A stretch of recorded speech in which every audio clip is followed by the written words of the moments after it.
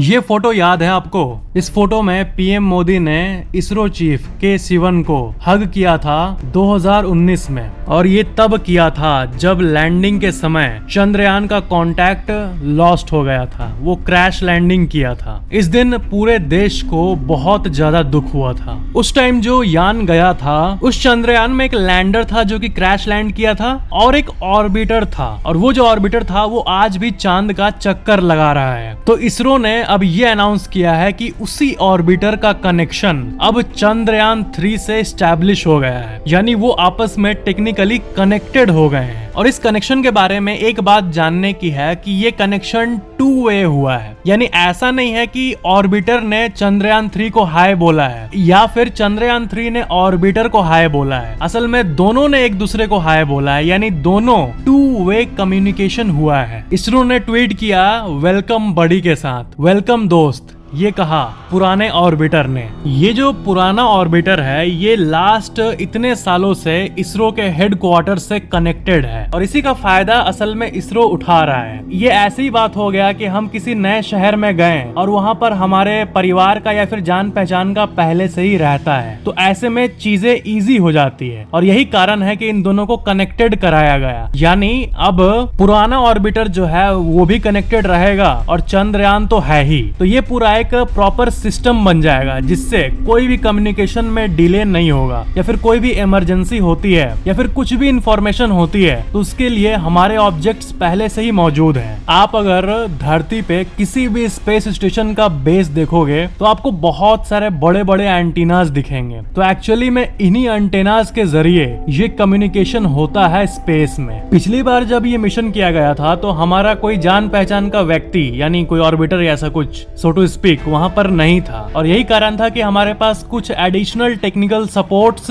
नहीं थे उस टाइम। लेकिन इस बार चीजें अलग है, इस बार तो कई देश भी इंडिया का मदद कर रहे हैं इस मिशन में। इनफैक्ट नासा भी मदद कर रहा है इस मिशन में। इतने सारे इन्फॉर्मेशन के बीच में मैं इसका नाम तो बताना भूल ही गया। इस पुराने ऑर्बिटर का नाम है प्रदान, PRADAN, और जिनको नहीं पता है, जो लैंडर लैंड करेगा उसका नाम है विक्रम, आपको पता ही होगा। और इसके अंदर से जो गाड़ी निकलेगा, जो मस्त क्यूट सा चक्का वाला गाड़ी निकलेगा, रोवर, उसका नाम है प्रज्ञान रोवर। ये मिशन इतना इंपॉर्टेंट इसलिए है क्योंकि इंडिया अब चौथा कंट्री बन जाएगा आफ्टर अमेरिका, रशिया और रिसेंटली चाइना, इसके बाद इंडिया। तो ये अगर सही में सक्सेसफुल हो गया तो डांस करने का टाइम हो गया। जब भी कोई space mission as planned, as calculated चलता है तब वैज्ञानिकों को बहुत खुशी होती है। और सबसे अच्छी बात है कि अब तक का जो मिशन हुआ है वो एज प्लान्ड ही हुआ है। चंद्रयान 2 का मिशन भले ही असफल हो गया हो, लेकिन वो जो ऑर्बिटर अभी भी वहाँ है, हमारा जान पहचान का आदमी, उसी ने एक अच्छी जगह को फाइंड किया है जहाँ पर चंद्रयान 3 लैंड करेगी। तो अच्छे जगह को फाइंड करना, इसमें भी उसका एक बड़ा भूमिका है, यानी दोनों मिलकर अब इंडिया को और प्राउड करने में मदद करेंगे। यहाँ पर जानने की बात यह है कि किसी भी मिशन में 3 चीजें होती है, ऑर्बिटर, लैंडर और रोवर।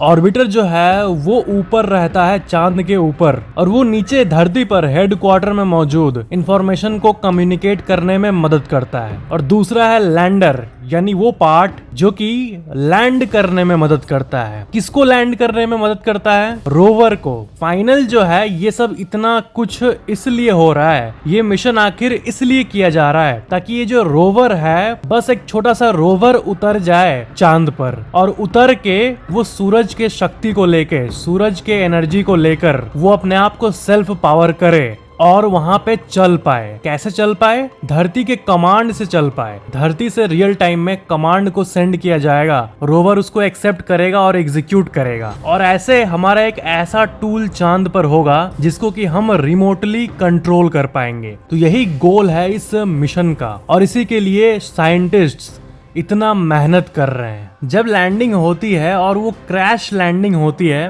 तब होता ये है कि अंदर का सारा इक्विपमेंट ब्रेक हो जाता है फोर्स के चलते, उतने फोर्स से लैंड करने के चलते, और ब्रेक होने के बाद सिग्नल टूट जाता है। तो जब आराम से लैंडिंग होगा यानी सॉफ्ट लैंडिंग, तब यही चीजें जो है, रोवर और बाकी चीजें, ये इंटैक्ट रहेंगी, और यही ऑब्जेक्टिव है इस मिशन का। ऐसा कहा जा रहा है कि चंद्रयान 2 का जो फेलियर था वो व्यर्थ नहीं गया, क्योंकि वही फेलियर था जिससे हम लोग इतना कुछ सीखे। That failure has taught a lot. तो इसी फेलियर के चलते इसरो को एक पूरा नया डायमेंशन दिखा टेस्टिंग का, और जो फेलियर को हैंडल करने का मेथड होता है उसमें कई नए मेथड्स की डिस्कवरी हुई, और ये उसी फेलियर के चलते हुई। और ये भी कहा जाता है कि वो मिशन पुअरली प्रोग्राम्ड भी था, जिससे प्रोग्राम्स को कैसे इम्प्रूव करे कंप्यूटर के अंदर, उसके ऊपर भी बहुत काम की गई। जब चंद्रयान 2 लैंड कर रहा था तब उसको दो चीजें मैनेज करनी थी, पहला वर्टिकल वेलोसिटी और दूसरा हॉरिजॉन्टल वेलोसिटी। जब यान लैंड करता है तो उसको पीछे से इंजन थ्रस्ट कर रहा होता है, यानी इंजन पावर दे रहा होता है। तो चंद्रयान 2 के केस में ये जब लैंड कर रहा था तब जो थ्रस्ट था इंजन का वही बहुत ज्यादा हो गया था। तो यही सब चीजें जो रॉन्ग हुई थी उसी को करेक्ट करने का तय किया गया चंद्रयान 3 में। और आप ऐसा भी कह सकते हो कि चंद्रयान 2 का जो टेक्नोलॉजी था उससे 10 गुना ज्यादा refined technology, so to speak, use किया गया है चंद्रयान 3 में। एक चीज आप सोच के देखो कि जब चंद्रयान 2 में जब कम्युनिकेशन टूटा था तब वो चांद से जस्ट 400 मीटर दूर था, यानी 1 किलोमीटर से भी कम डिस्टेंस, यानी 400 मीटर के डिस्टेंस पर उसका कम्युनिकेशन टूट गया था, जो कितनी दुख की बात है। मतलब पूरा मिशन 90% कुछ भी नहीं है, जो लास्ट का कुछ मोमेंट होता है वही सबसे इंपॉर्टेंट होता है। मतलब आप सोचो कि जो ये लॉन्च से जो प्रोसेस होता है, लॉन्च करना, धरती का ऑर्बिट करना, फिर चांद में जाके डी ऑर्बिट होना और फाइनली लैंडिंग फेज, तो सबसे क्रूशियल जो है वो है लैंडिंग फेज। मतलब 90% चीजें अगर कैलकुलेशन के हिसाब से भी हुई और लास्ट का 5% में चूक हो गया तो इससे चांसेस बढ़ जाते हैं फेलियर के। इसलिए इसरो ने चंद्रयान 3 के लिए ये जो लास्ट का 5% टाइम है, ये जो लास्ट का जो पॉसिबल फेलियर हो सकता है, इसी के लिए बहुत प्रिपेयर किया है ताकि वर्स्ट केस में फेलियर ना हो, और वर्स्ट टू वर्स्ट केस भी कुछ हो फिर भी हम सक्सेसफुली लैंड कर जाए। इस तरह चंद्रयान 3 को प्रिपेयर किया गया है। चंद्रयान 3 के लैंड होने के बाद जो रोवर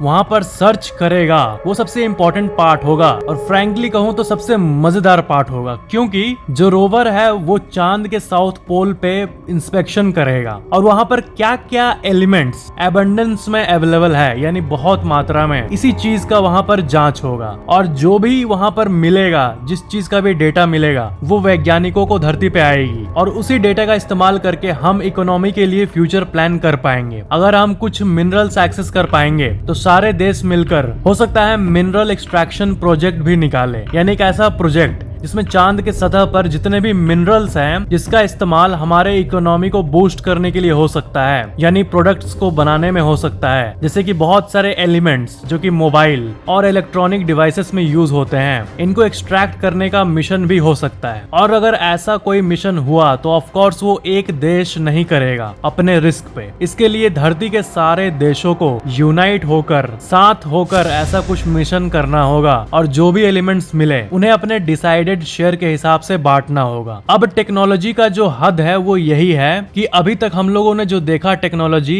हॉर्सेस से ऑटोमोबाइल आया, ऑटोमोबाइल से अब एडवांस ऑटोमोबाइल आया, अब जितना भी टेक्नोलॉजिकल डेवलपमेंट होना है वो स्पेस के मामले में ही होना है। यानी ये जो एक्सट्रैक्शन मिशंस है, मिनरल्स को फेच करना, और ये सब यही फ्यूचर होने वाला है हमारे टेक्नोलॉजी के डेवलपमेंट का। अगर वहां पर मिनरल मिला तो ये बहुत बड़ी न्यूज होगी पूरे विश्व के लिए, और क्योंकि साउथ पोल पर भारत सबसे पहला देश बन जाएगा लैंड करने का, तो ये भारत के लिए भी एक प्राउड की बात होगी और इतिहास में ये दर्ज हो जाएगी। और होपफुली ऐसा कहा जाएगा कि भारत ने ही पहली बार चांद का साउथ पोल का डेटा भेजा और मिनरल्स का पता लगाया। होपफुली यही लाइंस इतिहास में लिखी जाएंगी। जब भी किसी स्पेस ऑब्जेक्ट की बात होती है तो बहुत लोग के मन में ये आता है कि चांद के बारे में तो वैज्ञानिक बहुत कुछ जानते हैं ना, चांद को तो पूरी तरह रीड कर लिया गया है, चांद का मैप भी मौजूद है गूगल अर्थ में, तो फिर क्या नहीं पता, सब तो पता ही है। लेकिन वैसा नहीं है, ज्यादातर जो डेटा है वो कैलकुलेशन से ऑब्टेन की गई है, यानी मैथमेटिकल कैलकुलेशन से। सोचो एक्चुअल में आज तक कोई साउथ पोल पर गया ही नहीं है चांद का, तो वहां पर क्या है ये कैलकुलेशन से फुल्ली प्रेडिक्ट नहीं की जा सकती। वहां पर एक्चुअल में कोई रोवर निकलेगा,